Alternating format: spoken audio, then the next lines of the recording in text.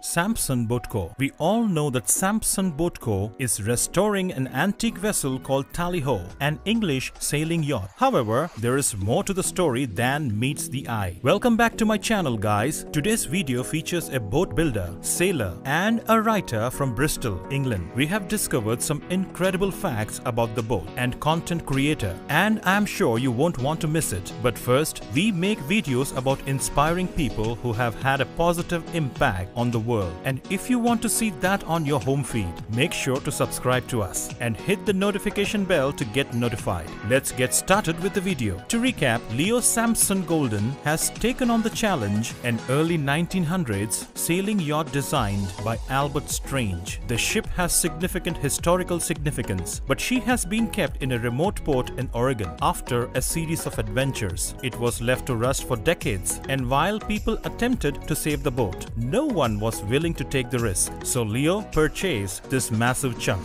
of the rusted floating machine and relocated it to Olympic Peninsula. What can I say? He intends to restore and rebuild every inch of Tally-Ho. It is once in a lifetime project. Tally-Ho is a gaff-rigged cutter yacht that was built in Shoreham by Sea, West Sussex, England. The boat was built for Charles Hellyer of Brixham to be used for recreational and deep-sea fishing. The Tally-Ho was named Betty by her first owner, who sold it after commissioning a larger Betty II. Their new owners renamed her Alceo, and the ownership was transferred to the then Lord Stolbridge in 1927, who renamed her Tally-Ho. Tally-Ho is a 15-meter yacht that was built in the same year as the Titanic. The Albert Strain Association had planned to restore the boat in the hopes of eventually facilitating its return to the UK, but the association ran into some difficulties, so the boat was sold to Leo for $1 in June 2017. He transports the boat to Sequim, Washington for restoration, but because he was working in Column Country, which was not zoned for such activity, Leo had to settle the dispute with the country and relocate the boat to a nearby port, the port of Townsend, Washington. Consider selling a massive 15-meter boat for $1. The boat was nothing more than an empty shell, similar to a large bathtub with no machinery or electronic equipment. Leo had a thing for old boats and skipped university to become an apprentice to a boat builder in a shipyard in his hometown of Bristol in southwestern England. By the time he was 25, he was skilled enough to repair a single master-speed sailboat and sail it across the Atlantic alone. Consider yourself inside a rusted and empty shell where everything is on the verge of breaking down. It's a massive undertaking, and Leo isn't exactly polished. People told Leo that building a new port would have been much easier than restoring Tally-Ho, but for Leo, that was the point. It wasn't about building a boat, but about resurrecting a historical vessel and saving it from destruction. He simply enjoys the thought, an illustrious vessel built nearly a century ago. That is magical to him. He's still going strong after about 5 years, restoring the boat piece by piece. His story is one of devotion and perseverance, and despite his lack of technological savvy, he is learning and growing in the process. The Tally-Ho will be a recreation yacht restored to its former glory, as well as the magnum opus of a man insane enough to devote 5 years of his life to it against all odds. And there is some good news. It appears that the restoration is nearly finished.